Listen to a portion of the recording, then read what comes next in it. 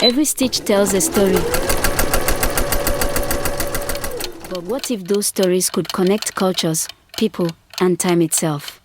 From Harlem to Charlotte, from textile scraps to museum walls, Asa Jackson is sewing together the human experience. He's not just an artist. He's a sociologist with a sewing needle, a cultural archaeologist stitching soul into canvas. From solo shows in New York and Luxembourg to directing galleries and leading the McColl Center as its president and CEO, Asa's art doesn't hang still, it moves. It breathes with every culture he's touched and every community he's lifted. Hosted by Jennifer Busco on Oui Talk Raw, powered by rBeatz global boutique radio and media streaming network, this conversation unthreads the layers between art, identity, and legacy. Because when Asa Jackson creates, the world becomes a little more woven. Welcome, everybody, to We Talk Raw. Wow, that was an amazing intro. Welcome, Asa Jackson, to the rBeatz VIP studio. How are you today? I'm doing great, Jennifer. Thanks for having me. Thanks for coming on. We're so excited to talk about art, the world of art, and the business of art. We're going to get to that, which I don't know much about. Sure. So I'm very excited to hear that. Well, let's start from day one. What got you into being an artist? Was there something, a catalyst, or were you always drawn to it? I think it was in my environment. My mom was an artist, so we were, growing up, she was making art in the house often. She's a performer and a visual artist. And then my dad's parents were heavily into the arts. My grandfather was an artist and architect. So growing up, spending time with my grandparents, my grandfather always maintained a home studio. So I was like seeing him make work, being surrounded by it. But my own sort of interest sort of peaked probably in high school. So first 14, 15 years was straight osmosis. But my grandparents were avid museum goers. My mom was an avid art maker. My brother was into the arts. So I was surrounded by it, but I was really a sports kid. And then maybe 10th grade, I really kind of fell in love with art making. And then, did you put down the football and pick up the paintbrush? No. No, and actually I was almost forced out of sports. So I played football, basketball, and ran track throughout my whole childhood in high school. And I was on track to be a college athlete. And then throughout my high school career, I broke my foot twice. Oh, wow. Both feet. In football games and basketball games. So it kind of changed that trajectory. But all the while, started really passionately making art, maybe 10th grade. By art, do you mean like pencil to paper, painting? Like what avenue? Painting. Oh, cool. So my whole childhood, I was always sketching, drawing, just for fun. And then I would say my first formal art class was in 10th grade. And my first time really as an older child picking up the paintbrush. And I fell in love for sure. Do you remember the first things that you painted? Oh man, what's so funny? I remember the first time I ever picked up a paintbrush. I was 3 years old. And I was going to a little daycare center in my neighborhood called Ivy Baptist. It's still there. This is in Newport News, Virginia. And the feeling I felt when I picked up a brush for the first time was so distinct. I knew exactly what I was doing. Like, it was like a familiarity that I couldn't explain. Do you believe in past lives? I do. I do to an extent, right? So yes, I think there probably was some past lives or a past life where you were an artist. I mean, speaking on past lives, right, and even present life, I think a Hindu sort of cultural belief that one chooses their parents and karma is laid out and agreed upon prior to. From that respect, I think everything that I'm doing and have been done it is already in the works. It's also like in your blood too, right? Yeah. If it's in your family, it's just part of who you are. Absolutely. Ancestrally. Absolutely. But yes, I definitely think I felt that very early on, and then probably. Which is such a gift. A lot of people don't feel those things very early on. You feel it, but then you don't know what to do with it, right? It's like at 3 years old, unless you are sort of in an environment where things are being kind of pushed on you, your interests are all over the place, right? So I think I drew like any other kid, but my real love and passion for it, I don't think got sparked until I was able to kind of, from a more mature standpoint, understand, the dynamics of what was happening. Okay, so 10th grade, did you go to art school or did you do art? I was, so I went to a school called Hampton Roads Academy. It's like a prep school in Virginia. But we had a really great art program. And ironically, we were in, I think it was I want to say 9th grade exam period. And one of the art teachers was a proctor on my exam, just by chance. And she saw me sketching in my exam booklet after I was finished. And so she was like, you should sign up for my class. And then I did that the next year. And then, maybe first, second day, just fell in love. I ended up being that kid that spent all of their extra time in the art room. So before school, after school, before sports practices, all the stuff, I was kind of like a star athlete and sort of the art kid, which that was probably hard for your group of friends. It's a juxtaposition for sure, and I think too the dynamics of going to prep school, but also kind of growing up in an urban environment is interesting too. So I kind of was I had lots of friends, but I was also a loner and could do well by myself. And I think as a 15-year-old, just thinking about adolescence and testosterone, I think a lot of my athletic friends didn't understand the art thing. But as time went on, it started to all. That's the opposite of testosterone, right? There's a little estrogen or progesterone in that avenue. For sure. Yeah. Okay, so then what? So after high school, throughout high school, I thought I was going to pursue sports. But then after I didn't, I ended up going in the direction of pursuing art, but not through traditional art school methods. So I ended up going to Boston University Cool. on an academic scholarship to study sociology. Wow. And that was an experience. I immersed myself in the arts, but just in culture in Boston. Did you think it was more of a hobby at that point? Because that's what I want to talk about too, right? Like how people flip. So that's a great question. So 10th grade, I had a few experiences that indicated that it might be a career path. But by the time I was a freshman in college, it had kind of slipped more into a hobby. And then maybe sophomore, junior year, kind of developed more into a career path. But in 10th grade, I read a handful of books and had an experience at a museum that was like an aha moment. I was reading a book called The Fountainhead by Ayn Rand, which was like a loose fiction based on Frank Lloyd Wright and other architects at the time. And I was reading a Friedrich Nietzsche book called The Antichrist. And its philosophy kind of central on individualistic qualities and the pursuit of self-realization, I guess. And so having those things downloaded into my 15-year-old mind, but then also we took a field trip that year to the National Gallery of Art, and I was introduced to the work of Jean-Michel Basquiat by way of picking up a small biography on the way out of the gift shop. And in reading that biography on the way home, I was seeing sort of these correlating elements of his life and journey to mine.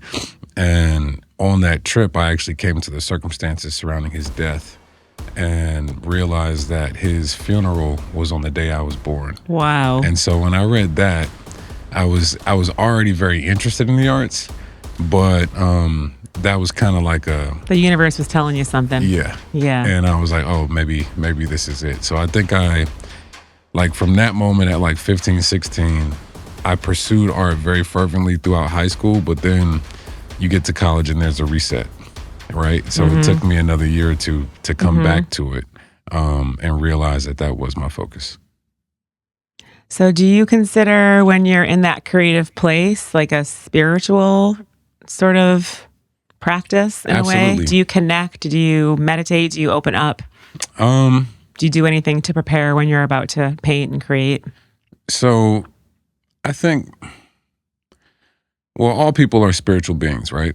And how much we live in the realm of spirit is based on maybe how much we're aware of spirit and how much we're paying attention. What you believe, what you intend, yeah. And so from that standpoint, I think I'm always swimming in spirituality to a degree. But my work isn't, I wouldn't necessarily, it's based there, but the practice of making art, I think, is a spiritual practice. In today's world, in the current world, I think that when you talk to an artist, you're kind of having two conversations simultaneously. I think you can go the route of having conversation with artists about industry of art and what that is like. But then when it comes to strict art making, I think that's a completely different thing. And that's sort of what you're blending, right, with your life right now. Yes, to a degree.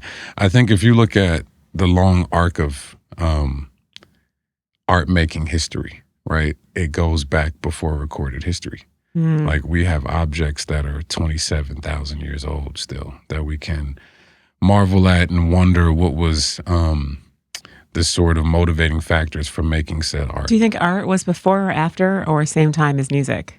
Oh man, that's great. I would probably say music came first because music is sound, right? Sound is like the original energy of the universe. But mark making must have been maybe the music was playing and it inspired them to do art. yeah. I think that let's say that. I think the mark making is probably fundamental to societal organization. By mark making, do you mean like in the caves, like drawing things? Any mark making. Like by mark making, I really mean the exercise of pulling a thought out of here and working it through your arm into something like else. on a stone or whatever. A stone, marking a tree. Or using like paint from a berry, like the dye from a berry and doing something. And so why we do that, I think, is where art comes from. Yeah. Like, what is the motivation for There's like mark an energy making? that is trying to come out and or come through. I think that even too, right? So it's coming through and coming out. And so when you talk about the function of an artist, I think if you look at any society, any time period, and loosely now, yes, still, but I think today's situation is a little more muddy. But in any other time period, I think the necessity to access something and then to communicate that thing, right? And so when you think about that as a practice, going back to your question about spirituality and how you get centered, I think the practice of art making is not too dissimilar from the practice of being a shaman or a high priest in certain Well, you have types to of be societies. open and something moves through. Yes. Right? And that's in my work as a healer. Like I'm a channel. Yes. So I don't know what's going to come through for the other person, but their higher self, the universe, is just giving me messages and, things are moving through to the other person. Exactly. Which is why art and music can be healing. Yes. And I think to a degree, the artist can be also seen as healer and shaman and priest. And I think in older like tribal societies, the distinction wasn't as clear. Right? Between the shaman and the artist. Ooh, that's deep. Like when you think about it, right? A shaman's ability or a function within their society is to go up into some realm. Access, like right? accessibility. Yeah. Have an experience or a view, and then to come back to this realm to communicate that, whether that is in a dance, whether it's a spoken word, whether it's carving a totem, whatever it is, right? I think in those societies, there's an expectation that there is at least one or more people within the group that have the ability to go up and access spirit or other realms and come back to communicate what will guide us in society. Well, and that's sort of like the word medium, right? Like you're almost, the artist is sort of the medium, Yes. right? That you're putting something on paper, walls, canvas, and same with healers and shamans, right? It's like that middle person that's helping the evolution and healing of the earthly humans. Absolutely. Right? Absolutely. And I think, past cultures, I think, had that idea more central. to art making. Like when you think of the idea of genius, right, from the Greeks, they looked at that as exactly how you're describing it. The artist can never be a genius. They can be a channel to channel genius, right? Mm-hmm. But the genius is the spirit that comes to the prepared, Yeah. you know. And do you believe, which my answer is yes to this, that the quote unquote, a lot of these successful or more powerful acts of art or music are of the ones that can access that place, right? That have the clear mind and they're able to sort of channel versus doing it because their parents want them to or for another reason or just for the outcome of how people view their work. Sure. Yeah, definitely. I think the more mind and ego you put in front of the art making process, People can feel that, right? Yeah. Yeah. You know, In any form of art. in my early career, I used to think about that a lot, right? Because there were moments of small success and sort of jumping ahead that I would notice within my path that I would be comparing and contrasting with peers. And sometimes, when you're early and starting, you don't know all the factors that lead to success or the opposite. And so you're kind of like, feeling your way out. And the thing that used to jump out at me all the time was how artists think of themselves and how they're thinking of the work, exclusive to the subjective or objective value or quality values of the work. So like if I'm making a work, I might think it's great or I might think it's bad.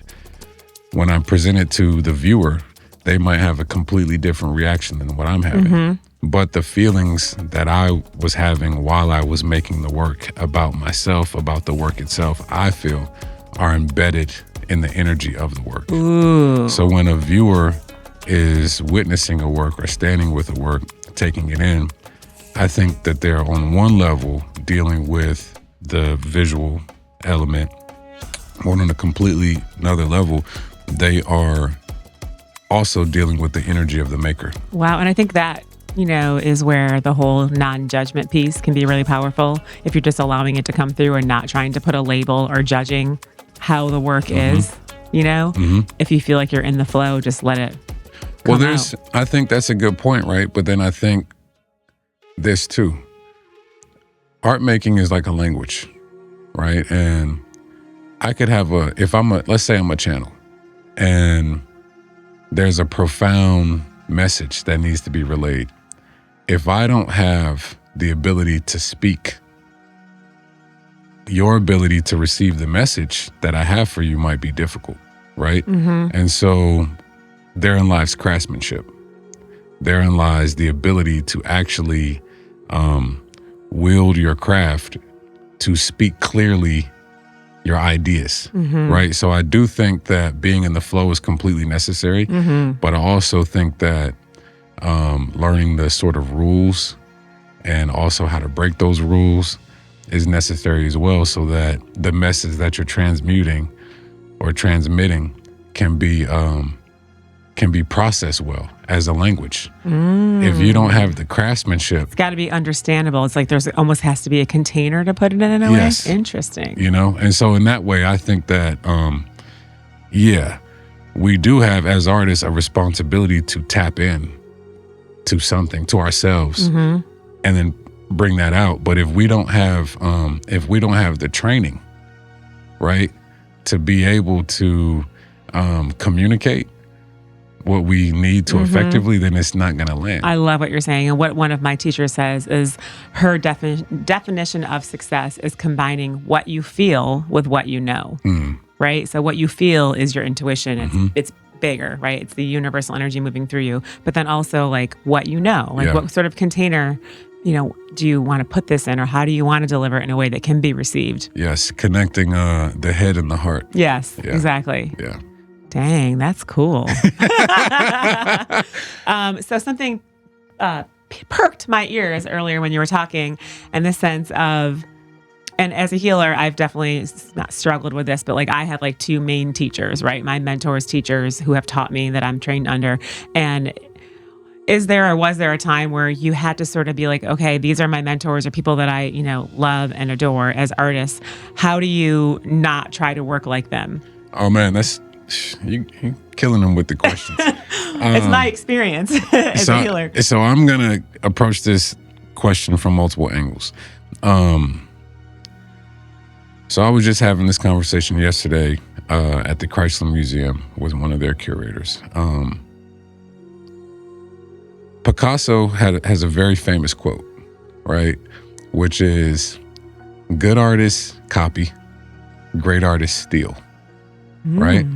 So when you think about where we are inspired as art makers, right? Whether that is a musician or visual artist, performer, you're inspired by things you've seen before, right? If you never saw it, you probably would never do it. Came from somewhere. Right? And so your first instinct is probably to copy or to do your version of the thing that you're seeing.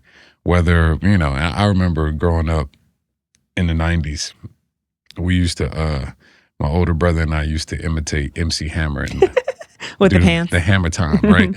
or Michael Jackson, right? But that's how you learn to dance, by imitating what you watch. And then, but there's a time where you outgrow it, right? Exactly. Yeah. Where you start to infuse your own intuition and vibe into it, right? But the copying, right, the mimicking is where you learn the early techniques. Foundation. Right? Yeah. And then once you have those certain techniques, then you can infuse yourself into it. And so from that angle, I think it's important for every artist or really anybody that is really developing a craft in anything to be completely acclimated to what has happened before them, right? So that they can see, but then to allow what they have to come to the table so that they can evolve it.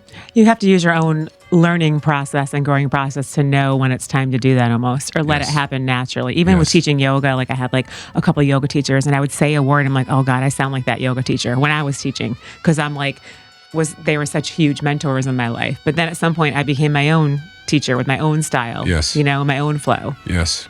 I don't know how that happened, but I think it's more like a natural state if you're in the flow and you're connected to yourself. Yes. Yeah. I mean, so going back to that moment in 10th grade, right?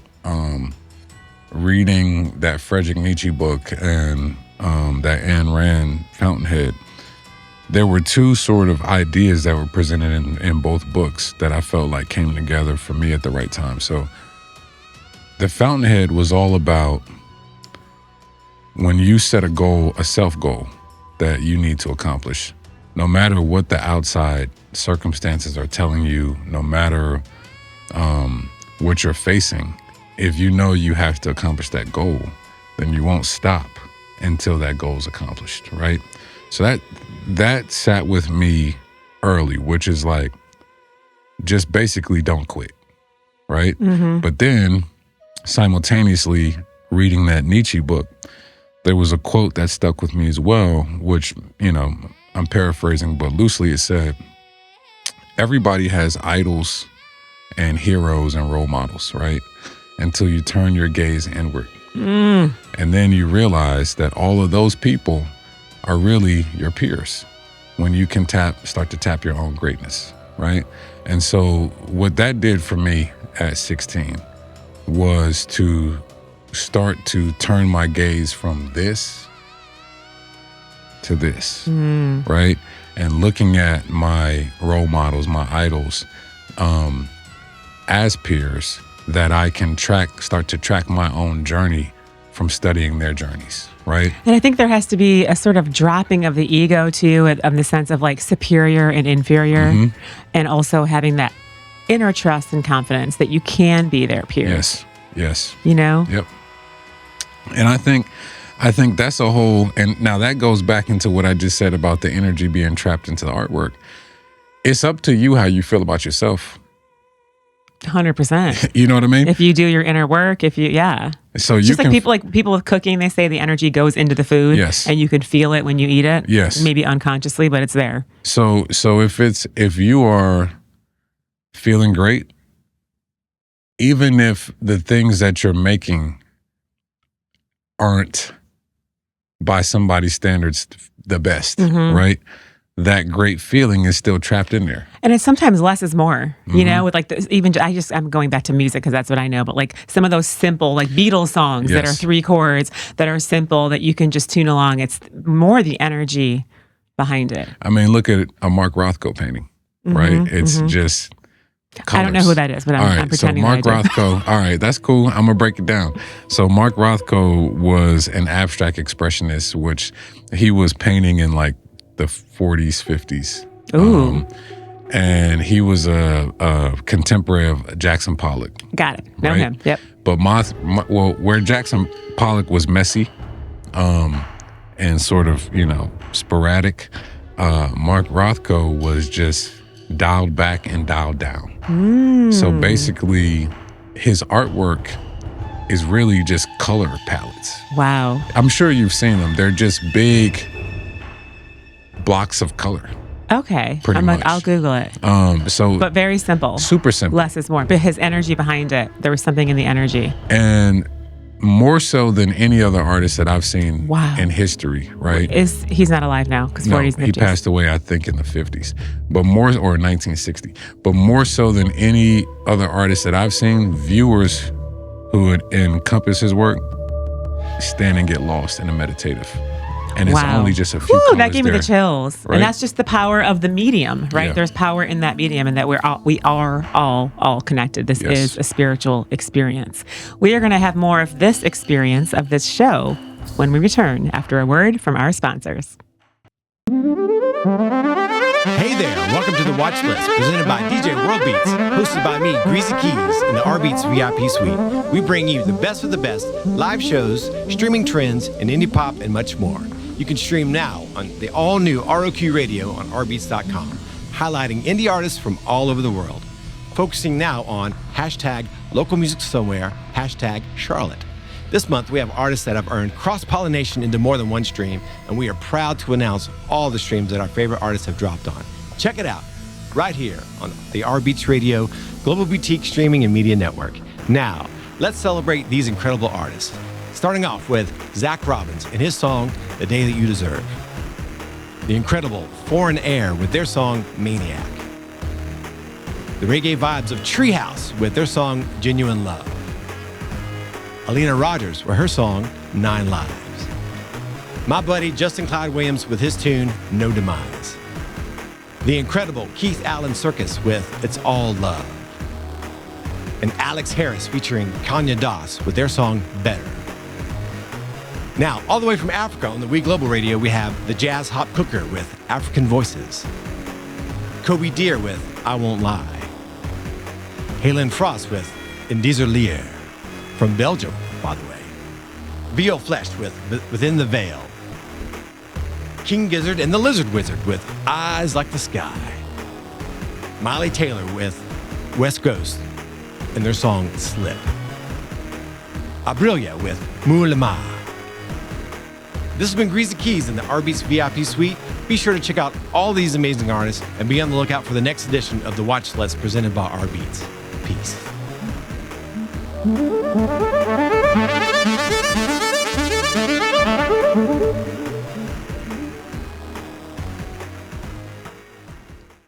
Welcome back, everybody, here at the rBeatz VIP studio. So let me ask you a question. Let's talk about you. You were an art resident at the McColl Center in 2024, and now you are the president of the McColl Center in 2025. So you went from resident to president.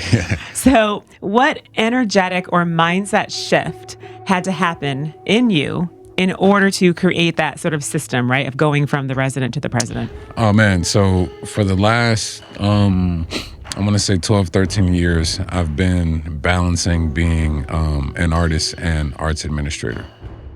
So the shift at McColl wasn't as great, but going back about 12 years ago, that was the big shift for me.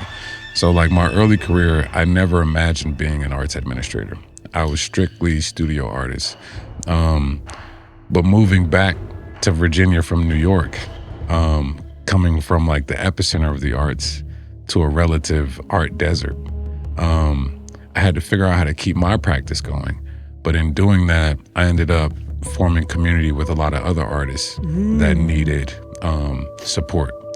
And so my jumping off point into being an arts admin was seeing the gaps in my environment and studying the industry of art and art history and trying to connect dots for myself, but then also eventually for peers.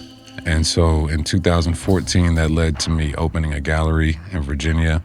And then a year later, I founded a nonprofit called the CAN Foundation, which stands for Contemporary Arts Network. And over the course of 10 years, I led that organization, but still maintaining my practice as an artist. And so in 2022, I had a show in Charlotte at Hodges Taylor Gallery, and then I was invited back a year later to do a show at the Gantt Museum. And then a year later, I was invited back to do a residency as an artist at McColl Center. And so I had that 3.5 month period at McColl to just work and focus on my work as an artist, which was a nice sort of break from my nonprofit work back in Virginia. But in doing that, you don't take off your experience when you go into a new experience. So when I came into this environment, I still was loosely seeing through the lens of arts administrator. And I think that was picked up on by some of the leadership at McColl Center. So very shortly after my residency, my name was sort of put in the hat for candidates. They did a national search looking for the next president of McColl, and my name was put in the hat. And I guess the leadership team felt like it would be a great idea to have an artist in the role that can inform leadership from the perspective of an artist, because that's what we do at McColl. We serve the artists. So McColl, for those who don't know, is an artist residency primarily. So we host artists from all around the world on a annual basis. Some artists are coming for as short as 2 weeks. Most artists are staying for 3.5 months. And so we house them. We give them 24 access to studios. We give them a bunch of equipment to work with and also stipends. And it's sort of a critical piece of the ecosystem wheel for artists to have at critical moments in their path, whether they're mid-career artists or emerging artists, to be able to plug into an organization that can give them time, space, resources, and connections to further their career.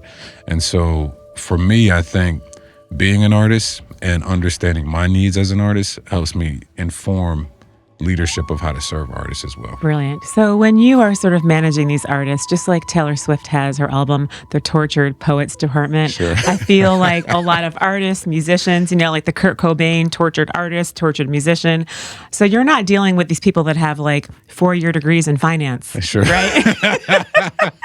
Some maybe, but not most of them. How do you navigate that aspect? Oh, man. So it's interesting. I think, everybody's an individual, right? But I think there are trends that we find in our walk of life. I think artists tend to be pretty informed people, right? Politically, socially, but also forward-thinking people, problem solvers. And sometimes, we come with the stigma of being emotional people as well, right? Mm-hmm. And so I think those are all subjective places that we can swim in, which, if you have an interest in people or an interest in how we function, I think spending a lot of time around artists, it can be enlightening. But how does that translate into business, right? I think is very interesting too. And other art forms, like every art form is different. So like how you monetize your art as a musician is very different than how you do it as an artist. But I think what is unique about visual arts is that typically the things that we make as artists wind up being assets for others. So if you look at art and finance, right, for those who collect art, that's not only a cultural practice, but it's a financial practice, which diversifies their portfolios. And even more recently, people are able to borrow against collections in the same way that you could borrow against your house, remortgage your house. Like if you have a significant art collection, most major financial institutions will allow you to borrow against that asset as well.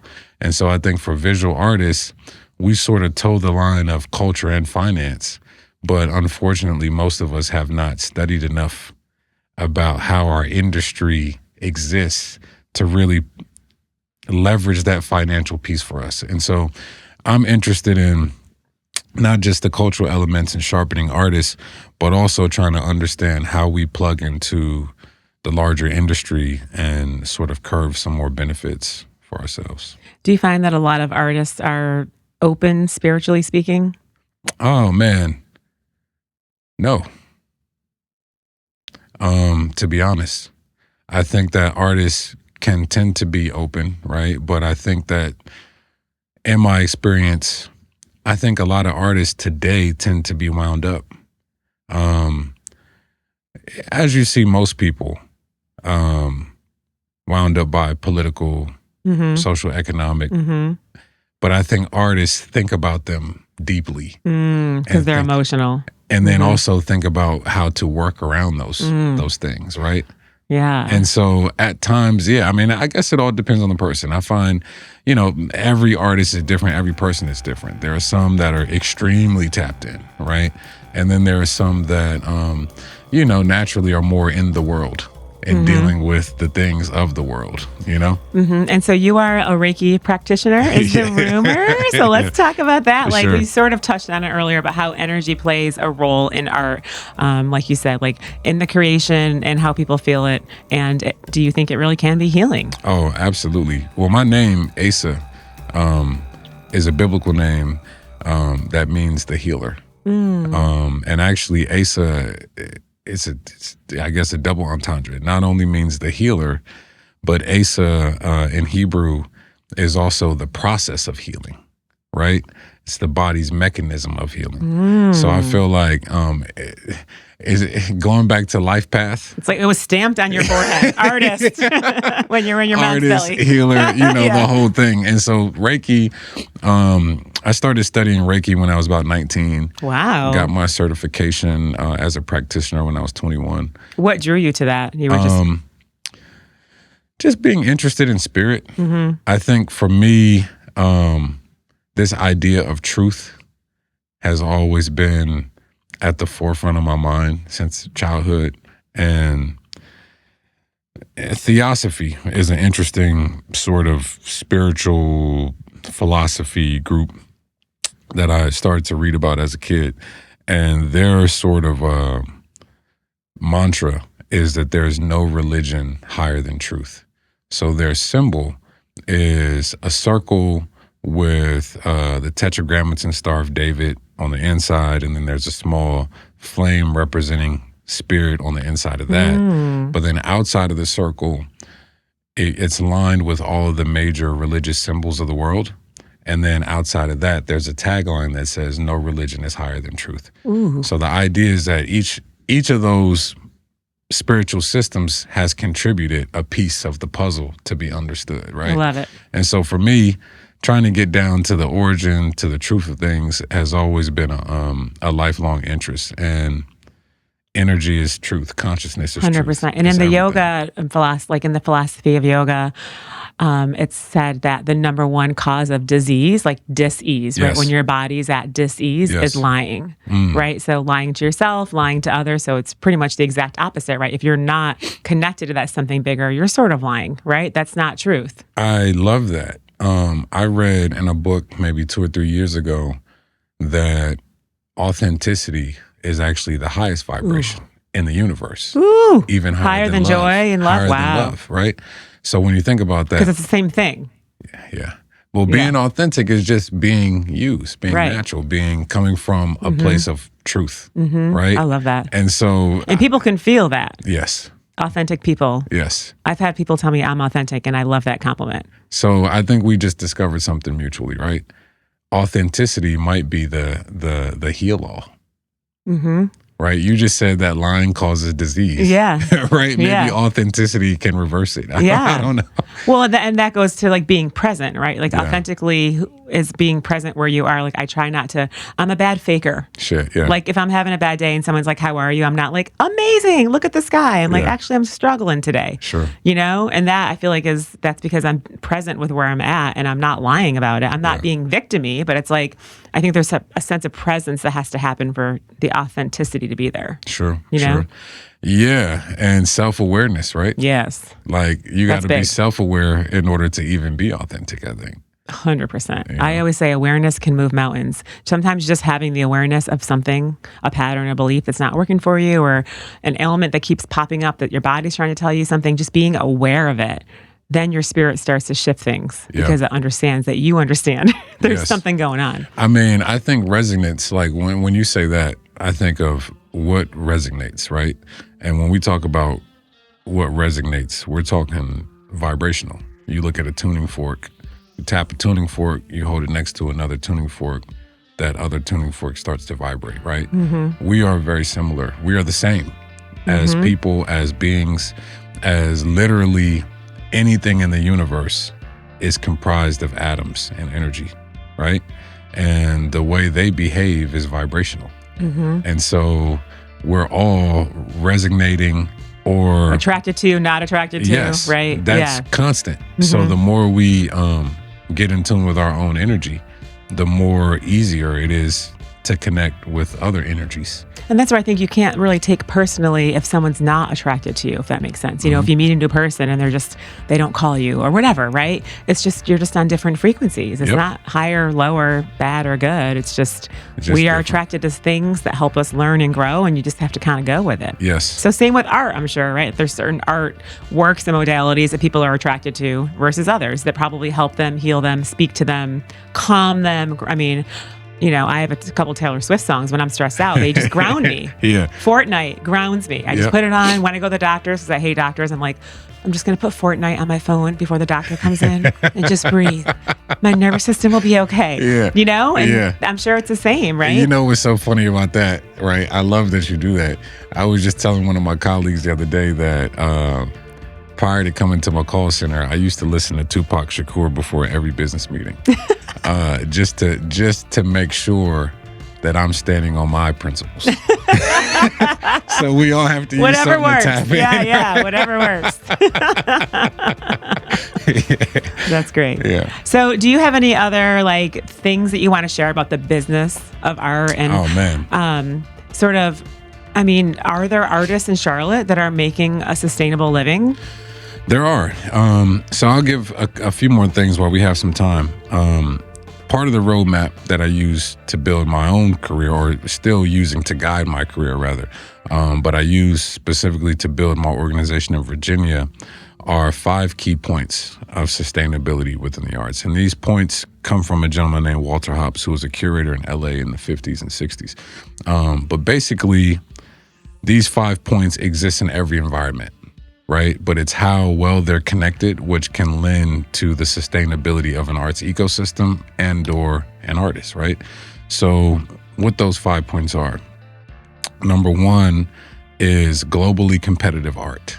What is that? Art that is of a quality that you can take it anywhere and it's recognized as quality, right? It's not just good in this city, but it's good wherever you take it, right? So that's number 1. How do you get there as an artist? How do you develop into being globally competitive with your work, right? But then also as a city, how do you vet the art to be globally competitive, right? So that's number 1. Number 2 is spaces.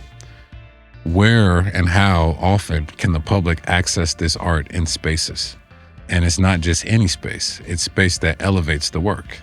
So if you go into a museum, those are usually an elevated experience versus going into, say, like a warehouse. A warehouse or even sometimes a hole-in-the-wall coffee shop. You see art in coffee shops. It's received differently. It's received very differently. Environment, right? yeah. So you can put a bottle of water in the right environment and it elevates the whole scenario, right? And so space becomes very important in how things are received. The third point is documentation, because in the art world, you actually can't put a value to anything unless you know who, what, when, where, how, and why. Who made it? Where was it made? When was it made? How was it made? where the artists go to school, who do they show with, who's in their network of friends, what other artists do they work with, so all of those who, what, when, where, how, and why questions, which can be discovered via documentation, is what places something in a time, an era, and a movement, but also they connect the dots, which help lend to value. Like, how would we be able to value even the Mona Lisa if we didn't know it was made 500 years ago, made by Leonardo da Vinci? If we had no knowledge of the object and it was sitting in this room, it would just be an object. Wow. With no context, right? So documentation is key.